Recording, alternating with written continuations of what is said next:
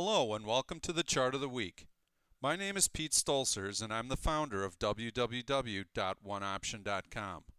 Before I get started, I'd like to encourage new visitors to view the introductory videos. If you're watching the videos on YouTube, the introduction is a three-part series. They describe my systematic approach to option trading. To learn more about my approach, please visit my blog. It uses the number 1 in the web address. To try my research products, please visit my research site. The web address spells the word 1 out. Both sites are linked, and www.oneoption.com will ultimately get you where you want to go. Just one more note before I get started. I'd like to mention to YouTube viewers that the Chart of the Week video is divided into 2 parts. Make sure to watch the second part since it has the highlighted stock. 75% of all stocks follow the market, and that's where my analysis starts. Let's take a look at the market action. This is a weekly chart of the SPY. I have to start off by saying that in my 20 years of trading, I can't ever recall having this type of two-sided back and forth volatility. One day the S&P futures are up 40 points, the next day they're down 40 points. We've had 2 of those types of moves in the last 2 weeks. Here we can see how the SPY broke below a critical 132 support level. That was horizontal support that dates back to last year. And the market went down and tested the capitulation low from January. We had some news on Tuesday from the Federal Reserve, and we also had very good earnings from Goldman Sachs and Lehman Brothers. Now, when I say they were very good, I should put that in context. The street was really expecting a worst-case scenario. When the earnings came in as expected or slightly better than expected, the financial stocks helped to fuel a huge rally in the marketplace. The market rallied up, and then, case in point, here's one of those big declines that we had the day after. We can see that the market sold off all the way down to SPY 130. One more note on this chart is that right in here, the Federal Reserve did lower interest rates by another 3/4 of a point.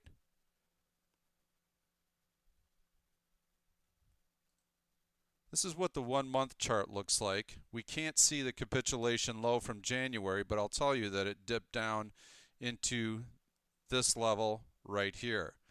So during the last month, we had a little bit of a rebound in February off of that capitulation low, and then gradually the market drifted lower and lower. We had a selling climax 2 weeks ago. It tested that low. We had a bounce off of that low, which was when the Federal Reserve added $400 billion of liquidity. Then we had a retracement after that, and the market did not quite get down to that level before we had another huge rally up. And then just recently this week we pulled back, and now we've started to move higher. I believe that on a short-term basis, the market has put in a very good support level. It's a double bottom around this 127 level, and I believe this level is going to hold. If we look at the longer-term chart, it still looks pretty nasty. This is the 1-year chart.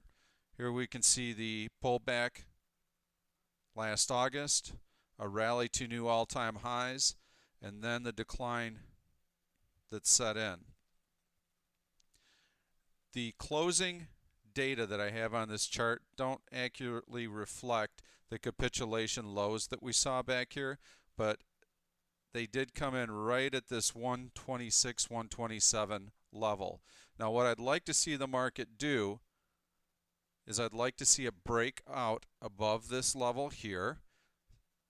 That now is, that 132 level is a resistance level that we just poked above last Thursday. And I'd also like to see the market break through this down trend line, and that would take us to about SPY 135. If the market can get through both of those levels, 132 and 135, I believe that this double bottom that's been put in will be validated. So I'm going to be looking for bullish trades this week, and I have seen some nice price action in the financial stocks, which have been dragging the market lower, and I feel that there's at least a chance for a sustained bounce in the marketplace. So let's take a look for some bullish trades. This week, my featured search is called BDCE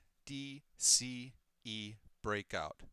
That stands for Bullish, Day, Continuation, Early.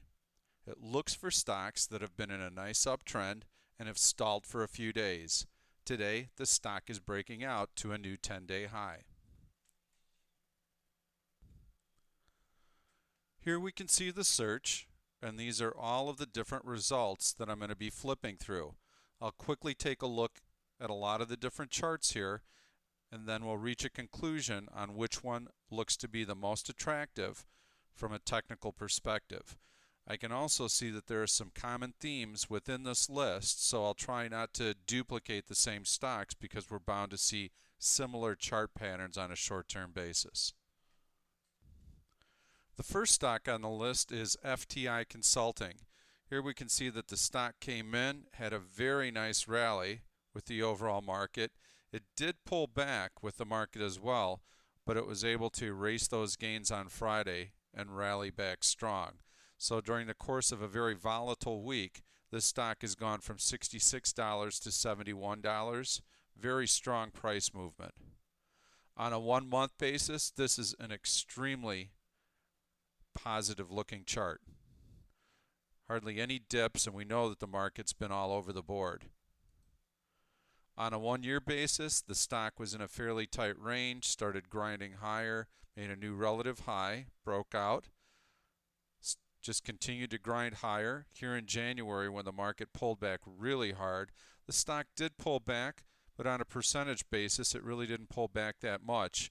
And now, as soon as the market's found a bit of support, we can see here that the stock took out major resistance at $60. That was a horizontal resistance level. And look what it's done since then.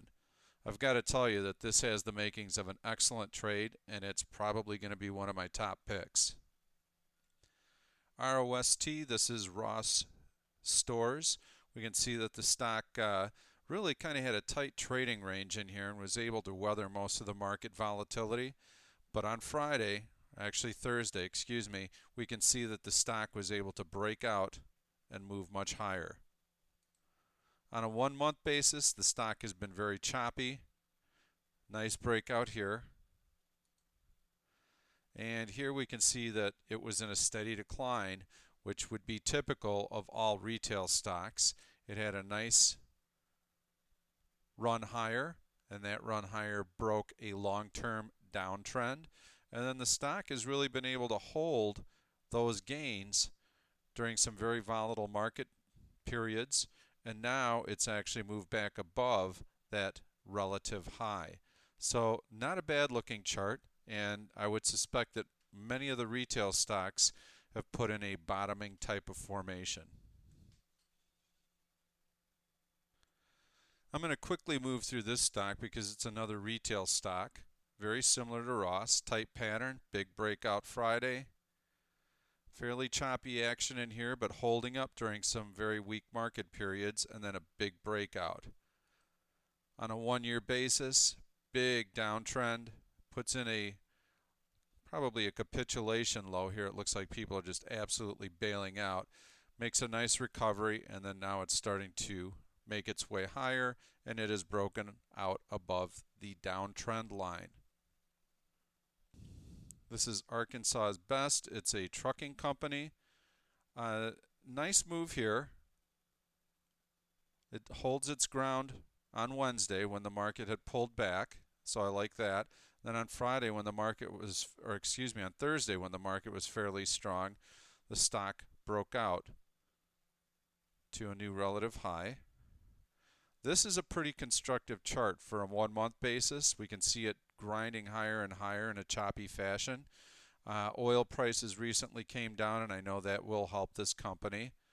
Here we can see the stock was in a downtrend, made a deep trough, was able to rally back up, and then now it's been able to break above that relative high.